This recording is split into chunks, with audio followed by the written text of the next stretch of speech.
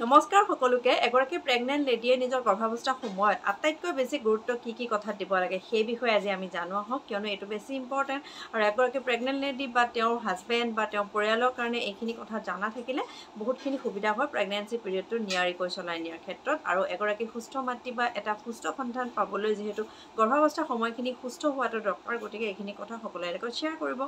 প্ৰথম কথা হ'ল প্ৰথম টপ প্ৰায়ৰিটি হ'ল নিজৰ হেল্থ চেকআপ অৰ্থাৎ ৰেগুলাৰ হেল্থ চেকআপ কৰিব লাগে এগৰাকী প্ৰেগনেন্ট লেডিয়ে যেতিয়া তেওঁ পিৰিয়ডটো মিছ হয় পিৰিয়ড মিছ হোৱাৰ লগে লগে তেওঁ গাইনকলজিষ্টৰ ওচৰত যাব লাগে আৰু লগে লগে স্বাস্থ্য পৰীক্ষা কৰিব লাগে আৰু প্ৰেগনেন্সি নিশ্চিত হোৱাৰ পিছত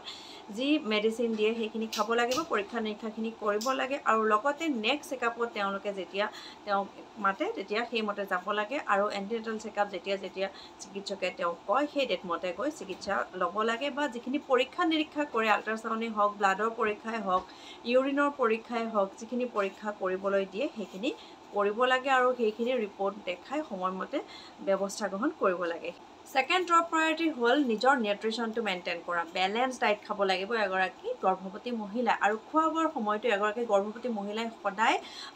খুব ভালদৰে নিজৰ টাইমটো মিলাই লৈ খাব লাগে কিয়নো তেওঁ বহুত সময় ভোকত যদি থাকে গৰ্ভস্থ সন্তানৰ ওপৰত তাৰ বিৰূপ প্ৰভাৱ পৰিব পাৰে গতিকে নিজৰ ডায়েটটো বেলেন্স ডায়েট হোৱাৰ লগতে সময়মতে খোৱাটো গুৰুত্ব দিব লাগে আৰু খুব বেছি ভালদৰে পানী খাব লাগে দিনটোত 3 পৰা 4 লিটাৰ পানী খাব লাগে যাতে তেওঁ ডিহাইড্ৰেশ্যন নহয় আৰু লগতে তেওঁ আইৰণ জাতীয় খাদ্য অৰ্থাৎ য'ত ফলেট বেছিকৈ থাকে সেই খাদ্যসমূহ বেছিকৈ গ্ৰহণ কৰিব লাগে যেনে ধৰক কচু ঢেকীয়া আৰু যিখিনি আমাৰ ফলিক এচিড নৰ্মেলভাৱে পোৱা যায় প্ৰাকৃতিকভাৱে সেইখিনি হ'ল আপোনাৰ বুট মগু জাতীয় সামগ্ৰীসমূহ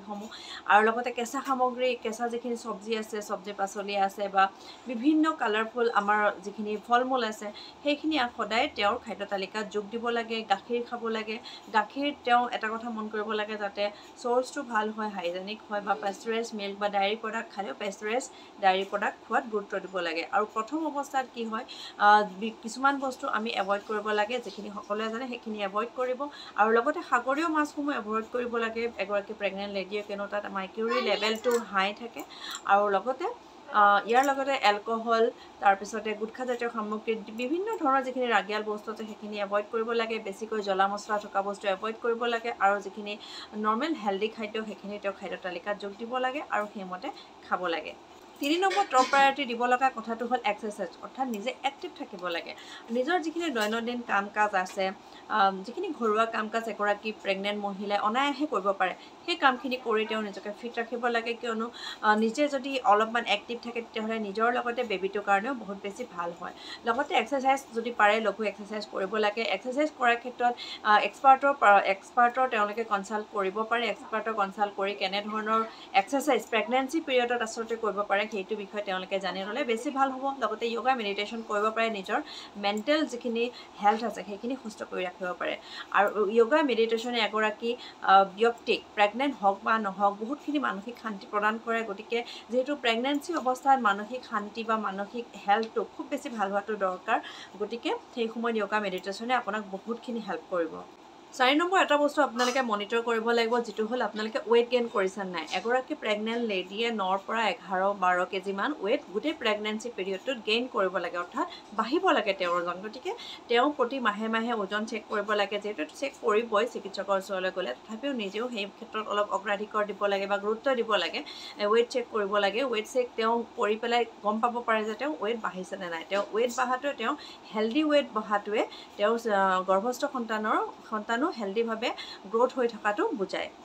5 নম্বৰ টপ প্ৰায়ৰিটি দিব লগা কথা হ'ল নিজৰ শৰীৰৰ নিডছ জনাটো আৰু ৰেষ্ট লোৱাটো এডিকুৱেটলি অৰ্থাৎ নিজৰ শৰীৰৰ আপুনি কিমানখিনি নিডছ আছে ৰেষ্ট কৰিবৰ কাৰণে সেইখিনি শুনক আপোনাৰ শৰীৰৰ কিমানখিনি এবিলিটি আছে কষ্ট কৰাৰ সিমানখিনিহে কৰক তাতকৈ বেছি নকৰিব কিয়নো যদি বেছি কষ্ট কৰিব লগা হয় তেতিয়াহ'লে আপোনাৰ বেবিৰ ওপৰত বেয়া প্ৰভাৱ পৰিব পাৰে সেইকাৰণে নিজৰ স্বাস্থ্যটোৰ প্ৰতি গুৰুত্ব দিয়ক আৰু নিজৰ শৰীৰে যদি বিচাৰিছে ৰেষ্ট তেতিয়াহ'লে আপুনি সেইমতে ৰেষ্ট গ্ৰহণ কৰক যিমান সময় মন যায় সিমান সময় ৰেষ্ট কৰক আৰু দৈনন্দিন অলপমান সময় ৰেষ্ট কৰাটো আপোনাৰ শৰীৰৰ কাৰণে বা গৰ্ভস্থ সন্তানৰ কাৰণেও বহুত বেছি ভাল হয় 6 নম্বৰ টপ প্ৰায়ৰিটি দিব লগা কথা হ'ল নিজৰ লেবাৰ পেইন আহাৰ যিখিনি চিমটমছ সেইখিনি আগতীয়াকৈ হেল্থ কেয়াৰ প্ৰভাইডাৰৰ পৰা বা চিকিৎসকৰ পৰা জানি লোৱাটো কিয়নো যিখিনি আমাৰ লেবাৰ পেইনৰ সময়ত হ'ব লগা কণ্ট্ৰেকশ্যন বা পেটৰ বিষ কোনটো টাইপত হ'ব সেইখিনি যদি জনা থাকে যদি আপোনাৰ পেটৰ বিষ আৰম্ভ হৈছে কেতিয়াবা ট্ৰু লেবাৰ পেইন হ'ব পাৰে কেতিয়াবা ফল্ছ লেবাৰ পেইন হ'ব পাৰে গতিকে যদি ফল্ছ লেবাৰ পেইন হৈছে তেতিয়াহ'লে সেইখিনি আপুনি নিজে আপুনি গম পাব পাৰিব যে আপোনাৰ এনে অলপমান পেটটো হয়তো বিষাব পাৰে যদি ট্ৰু লেবাৰ পেইন হয় ট্ৰু লেবাৰ পেইনৰ ক্ষেত্ৰত কি হয় আপুনি ধৰিব পাৰে যে এভাৰেজ 5 মিনিটৰ মূৰে আপোনাৰ এবাৰ পেটটো খামুচ মাৰি ধৰিব 1 মিনিটমান সময় থাকিব সেই বিষটো তাৰপিছত আকৌ এৰি দিব আকৌ ঠিক তেনেদৰে 5 মিনিটৰ পিছত আকৌ এটা আপোনাৰ পেটৰ বিষ আহিব গতিকে এনেদৰে কণ্ট্ৰেকশ্যন যদি আহে সেইটো ট্ৰু লেবাৰ পেইন আৰু যদি কোনোবা এটা সময়ত এনেই এবাৰ পেটটো খামুচ মাৰি ধৰিছে তাৰপিছত আকৌ এৰি দিছে তাৰপিছত আৰু বহুত সময় তেনেকুৱা একো হোৱা নাই তেতিয়াহ'লে সেইটো হ'ল ফল্ছ লেবাৰ পেইন গতিকে এই দুটা কথা গুৰুত্ব দিব আৰু যদি ট্ৰু লেবাৰ পেইন হয় তেতিয়াহ'লে চিকিৎসকৰ পৰামৰ্শ লগে ল'বৰ কাৰণে চিকিৎসালয়লৈ যোৱাটো দৰকাৰ নেক্সট ইম্পৰ্টেণ্ট টপ প্ৰায়ৰিটি দিব লগা কথাটো হ'ল পষ্টপাৰ্টাম কেয়াৰ প্লেন নিজে এটা কৰি লোৱাটো বহুত বেছি দৰকাৰ কিয়নো এগৰাকী প্ৰেগনেণ্ট লেডি যেতিয়া ডেলিভাৰী হ'ব ডেলিভাৰী হোৱাৰ পিছৰখিনি তেওঁলোকে কেনেকৈ প্লেন কৰিব বেবীক কেনেকৈ ঘৰলৈ আনিব ক'ত থ'ব বেবীৰ লগতে মাকৰ কেনেকৈ দায়িত্ব ল'ব তাৰ কাৰণে যদি পৰিচাৰিকাৰ দৰকাৰ হয় কেয়াৰটেকাৰৰ দৰকাৰ হয় সেইখিনি ব্যৱস্থা আগতে কৰিব লাগে বা বেবীৰ য'ত থ'ব বা মাকক য'ত ডেলিভাৰীৰ পিছত আনি থ'ব সেই ৰুমটো আগৰ পৰাই ভালদৰে চিডিল কৰি থ'ব লাগে এটা হাইজেনিক ৰুম চিলেক্ট কৰিব লাগে য'ত ৰ'দ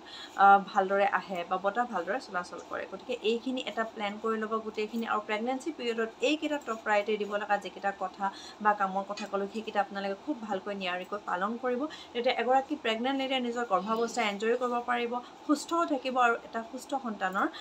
ভালদৰে ডেলিভাৰী কৰিব আৰু এটা সুস্থ সন্তানো আপোনালোকে কোলাত লৈ পাৰিব গতিকে এইখিনি আপোনালোকে সকলোৰে লগত শ্বেয়াৰ কৰিব যদি ভিডিঅ'টো ভাল লাগে এনেকুৱা ধৰণৰ ভিডিঅ' পাবলৈ হ'লে এই চেনেলটো ছাবস্ক্ৰাইব কৰি দিব লগতে এই ফেচবুক পেজটো আপোনালোকে ফ'ল' কৰি দিব আজিলৈ আহিছোঁ থেংক ইউ ফৰ ৱাটছিং